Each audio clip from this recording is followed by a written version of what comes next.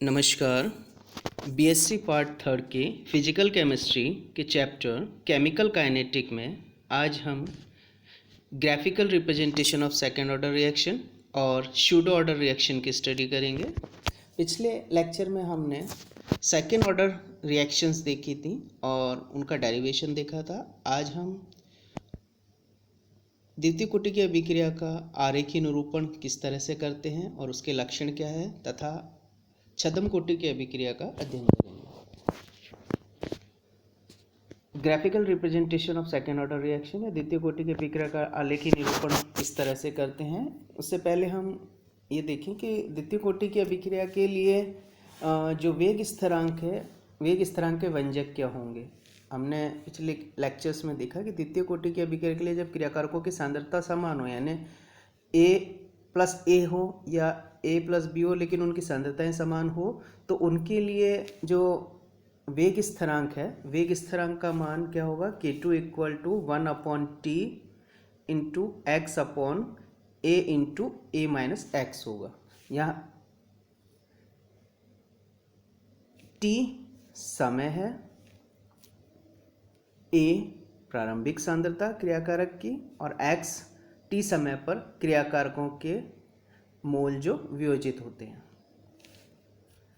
जब क्रियाकारक भिन्न हो, जैसे A और B हो और उनकी सांद्रता भी भिन्न हो, तो उस स्थिति में जो द्वितीय कोटि की अभिक्रिया है उसके लिए वेग स्थिरांक का मान क्या होगा, K2 = 2.303/T A-B log B A-x upon A B-x। तो इस तरह से किसी अभिक्रिया के लिए विभिन्न समय अंतराल पर क्रियाकारकों की सांद्रता का मान उपरोक्त दोनों समीकरण में रखने पर, यदि अगर क्रियाकारक समान है तो इस समीकरण में, और अगर क्रियाकारक की सांद्रता भिन्न है तो इस समीकरण में रखते हैं, तो K2 का मान या द्वितीय कोटि के लिए वेग स्थिरांक का मान समान आता है, तो वह अभिक्रिया द्वितीय कोटि की अभिक्रिया कहलाएगी। द्वितीय कोटि की अभिक्रिया के लिए जो K2 है उसकी इकाई हम देखें, यानी वेग स्थिरांक की इकाई देखें, तो वेग स्थिरांक की इकाई के लिए हमने सामान्य फॉर्मूला देखा था, K = मोल पर लीटर 1 - n सेकेंड इनवर्स।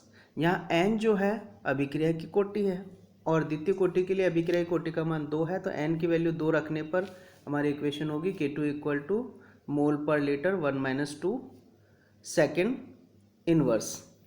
या हम ये कह सकते हैं K2 = मोल पर लीटर की पावर -1 सेकेंड इनवर्स, या इसको इस तरह से भी कह सकते हैं K2 = mole inverse litre second inverse. यह द्वितीय कोटि की अभिक्रिया के लिए K2 की इकाई है। अब हम द्वितीय कोटि की अभिक्रिया का ग्राफिकल रिप्रेजेंटेशन देखें।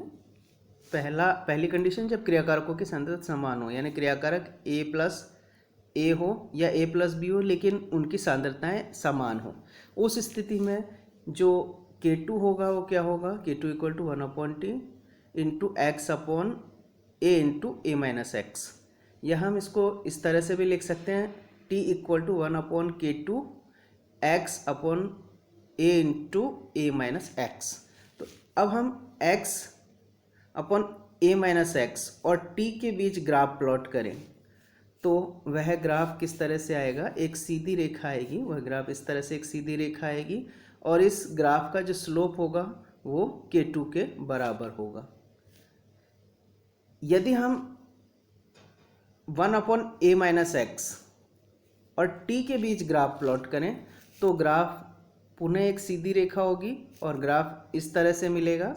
यहाँ इस ग्राफ का जो स्लोप होगा वो K2 के बराबर होगा और ग्राफ का जो इंटरसेप्ट है वो 1/A के इक्वल होगा। जब क्रियाकारक की सांद्रताएं भिन्न हो तो उसके लिए K2 का मान क्या होगा, K2 = 2.303/T A-B log B A into A-x A into B-x। या हम इसको इस तरह से लिख सकते हैं, T = 2.303/A-B log B into A-x upon A into B-x।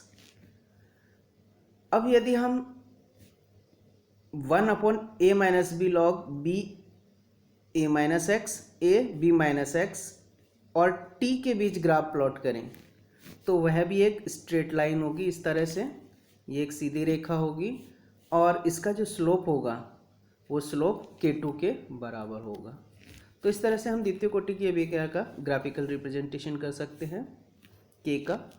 अब हम द्वितीय कोटि की अभिक्रिया के लिए अर्धायु लें, हाफ लाइफ पीरियड। अर्धायु हम किसे कहते हैं? वह समय जिस पर क्रियाकारक की सांद्रता आधी रह जाती है अर्धायु कहलाती है, हाफ लाइफ पीरियड कहलाती है। अब एक द्वितीय कोटि की अभिक्रिया की अर्धायु का मान केवल हम उस स्थिति में ही ज्ञात कर सकते हैं जब क्रियाकारक के अणु एक ही प्रकार के हो, यानी A+A, या हम ये कह सकते हैं कि दोनों क्रियाकारकों की सांद्रता समान हो, तो उस स्थिति में ही हम अर्धायु का गणना कर सकते हैं। अगर सांद्रता भिन्न होगी तो दोनों क्रियाकारकों की अर्धायु भी अलग अलग होगी, इसलिए अर्धायु ज्ञात करना मुश्किल होगा। अब जब सांद्रता समान हो, A+A हो, तो उसके लिए K2 हमारा क्या होगा? K2 equal to X upon T into A minus X. यहाँ T इक्वल टू होगा टी ऑफ, यानी अर्धायु आधे, और x इक्वल टू A/2, अर्थात t समय पर, t हाफ समय पर जो प्रारंभिक सांद्रता है वो आधी रह जाती है, A/2 रह जाती है। तो K2 इक्वल टू हमारा क्या होगा? K2 इक्वल टू, अब हम t और x की मान रख दें इस इक्वेशन में, तो K2 equal to 1/t½ dot A/2 upon A into A minus half. अब A में से माइनस A/2 घटाएं, यानी A में से A/2 घटाते हैं तो A/2 रह जाता है ना, एक में से हम आधा घटाएंगे तो हाफ रह जाएगा, तो A माइनस A/2 हमारा क्या रह गया? A/2, और A/2 से A/2 कैंसिल हो गया, तो अब हमारे क्या रह जाता है? K2 equal to 1/t½ dot A/1/A। यहाँ हम ये कह सकते हैं t½ equal to 1/K2 dot 1/A। तो यहाँ 1/K2 यानी K2 कांस्टेंट है, तो हम क्या कह सकते हैं? t½ प्रोपोर्शनल टू 1/A, अर्थात द्वितीय कोटि की अभिक्रिया की अर्धायु उसकी क्रियाकारकों की सांद्रता के व्युत्क्रमानुपाती होती है, अर्थात half life is inversely proportional to its initial concentration.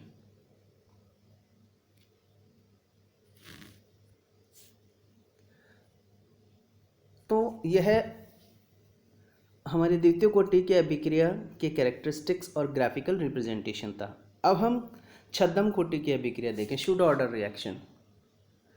Pseudo order यानी शूडो नाम से ही स्पष्ट है, आभासी या छद्म कि होती कुछ है और दिखती कुछ है। सामान्य कोटि की अभिक्रियाओं में अभिक्रिया की अणु संख्या और कोटि का मान समान होता है, यानी जैसे हमने कोई रिएक्शन ली A+B इक्वल टू प्रोडक्ट बना रहा है, तो इसकी अभिक्रिया की अणुसंख्यता भी 1+1 1 होगी, और अगर A और B दोनों की सांद्रता में परिवर्तन होता है तो इसकी कोटि भी 2 होगी। तो अणुसंख्यता और कोटि समान है, तो सामान्यतः अभिक्रियाओं में अभिक्रिया की अणुसंख्यता और अभिक्रिया की कोटि समान होती है, लेकिन कुछ अभिक्रियाओं में अणुसंख्यता और अभिक्रिया की कोटि भिन्न भिन्न होती है, तो ऐसी अभिक्रिया को हम छद्म कोटि की अभिक्रिया कहते हैं। यानी स्टाइकियोमेट्रिक रिएक्शन में जो अणुओं की संख्या होगी वो और अभिक्रिया की कोटि जो कि हम प्रयोग द्वारा निर्धारित करते हैं, दोनों का मान अंतर होगा। तो अतः वे अभिक्रियाएं जिनकी अणुसंख्या तथा अभिक्रिया की कोटि का मान भिन्न भिन्न होता है छद्म कोटि की अभिक्रिया कहते हैं। जैसे एस्टर का जल अपघटन, यानी एस्टर का अगर हम अम्लीय जल अपघटन कराएं तो एसिटिक एसिड और एथेनॉल बनता है। अब यहाँ H2O जो है वो सॉल्वेंट है और आधिक्य में है। आधिक्य में होने के कारण इसकी जो सांद्रता में परिवर्तन है वो लगभग नगण्य है। अब सांद्रता में परिवर्तन नगण्य होने के कारण जो H2O है उसकी सांद्रता में परिवर्तन नहीं होगा, अतः जो इस इक्वेशन के लिए जो रेट होगी, रेट इक्वल टू होगी dx/dt equal to K concentration of ester यानी CH3COO C2H5। तो यहाँ अभिक्रिया की कोटि 1 है, तो इसकी अणुसंख्यता तो 1 और 1 2 हो गई, लेकिन अभिक्रिया की कोटि 1 है, अतः यह छद्म कोटि की अभिक्रिया है। देखने से तो अभिक्रिया की कोटि हमें 2 लगनी चाहिए यानी 1, लेकिन H2 की सांद्रता में परिवर्तन नहीं होता है, तो प्रयोग द्वारा जब हम इसकी कोटि निर्धारित करते हैं तो इसकी कोटि हमें 1 प्राप्त होती है। तो यह छद्म कोटि की अभिक्रिया होगी क्योंकि इसकी अणुसंख्यता 2 है और कोटि 1 है। छद्म कोटि की अभिक्रिया के कुछ अन्य उदाहरण हम देखें, जैसे इन्वर्जन ऑफ शुगर, शर्करा का प्रतिपन्न। शुगर यानी सुक्रोज C12H22O11 है। जब इसका हम H2O के आधिक्य में हाइड्रोलिसिस कराते हैं तो हमें ग्लूकोज और फ्रुक्टोज मिलते हैं। सुक्रोज जो है वो डेक्स्ट्रो रोटेटरी है, अर्थात इसका जो रोटेशन होगा वो +66.5 डिग्री होगा।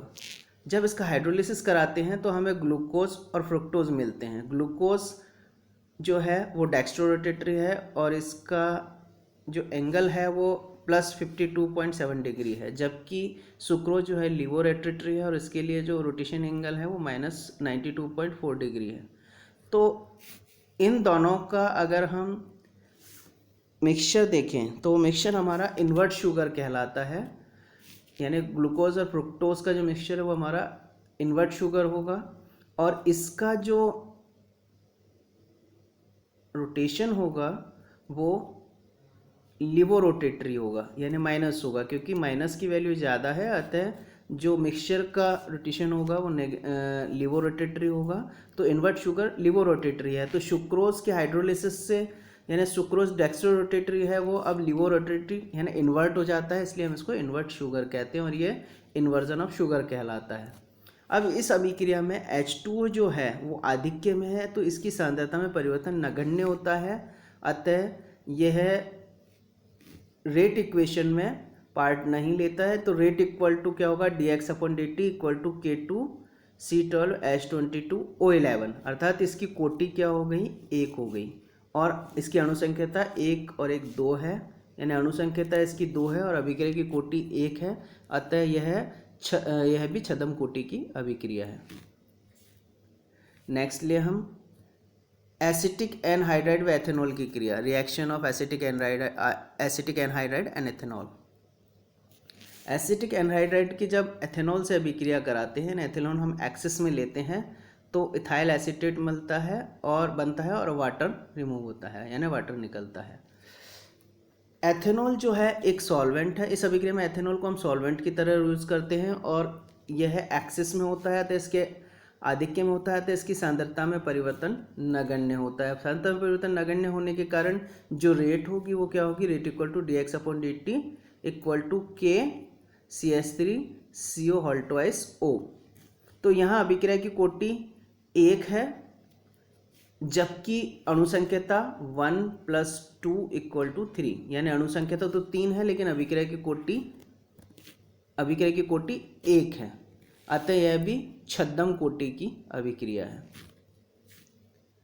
नेक्स्ट छद्म कोटि की अभिक्रिया एग्जाम्पल ले हम एन क्लोरो एसिटेनिलाइड से पैरा क्लोरो एसिटेनिलाइड का निर्माण, यानी एन क्लोरो एसिटेनिलाइड पैरा क्लोरो एसिटेनिलाइड में परिवर्तित होता है, यानी एक समावयवीकरण अभिक्रिया है। इस अभिक्रिया में HCl जो है उत्प्रेरक का कार्य करता है, यानी एन क्लोरो एसिटेनिलाइड को हम HCl के आधिक्य में लेते हैं तो यह किस में परिवर्तित होता है, HCl से रिएक्ट करके एसिटेनिलाइड में परिवर्तित हो जाता है और क्लोरीन मुक्त करता है। यह मुक्त क्लोरीन एसिटेनिलाइड से अभिक्रिया करके पैरा क्लोरो एसिटेनिलाइड बना लेता है। तो यहाँ क्लोरीन जो है वो एन पोजीशन से पैरा पोजीशन पर शिफ्ट हो गया, तो यह समावयीकरण कहलाएगा।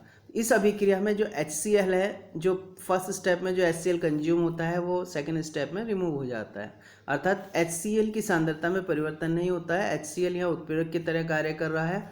तो इस अभिक्रिया के लिए जो रेट है वो रेट हम लें, रेट क्या होगा, dx/dt इक्वल टू KC6H5NClCOCH3, यानी केवल रेट में एन क्लोरो एसिटेनिलाइड पार्ट ले रहा है, अतः अब ऑर्डर जो होगी वो 1 होगी, यानी इस अभिक्रिया की कोटि 1 होगी। और इसकी अणुसंख्यता हम देखें तो अणुसंख्यता इसकी 2 है, तो यह भी एक छद्म कोटि की अभिक्रिया है। तो यह हमारी छद्म कोटि की अभिक्रिया थी और उनके कुछ एग्जाम्पल्स थे। Thank you.